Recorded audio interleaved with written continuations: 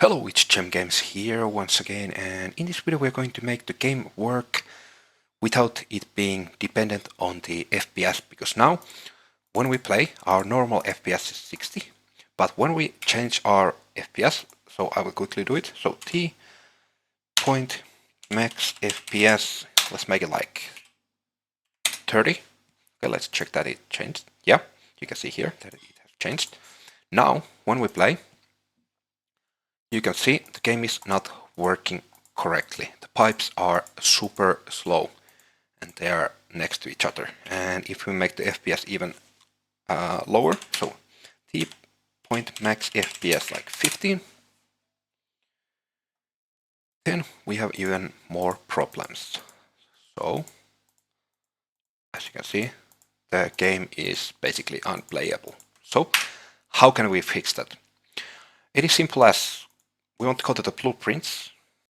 So we want to go to the pipes blueprint class, and here on the event graph where we move the pipes, so when we are setting the world location, what we want to do here, because now we have this minus 25 here, how can we make this work with any FPS?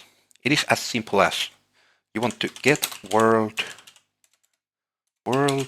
delta seconds, then you want to multiply it by our base FPS. Actually, you can see my Unreal Engine is lagging because I have the 15 FPS set, but yeah. We want to multiply the world delta seconds by 60, so our base FPS. And then what we want to do is we want to multiply it again. And here, the value that we want to multiply it with is this value that we before added here. So let's make it minus 25. Now let's connect this to here. Let's align these. Let's move them to here. And now, when we compile, we save, and we play, you can see what happens. Now we have the 15 FPS, but the game is working like normal.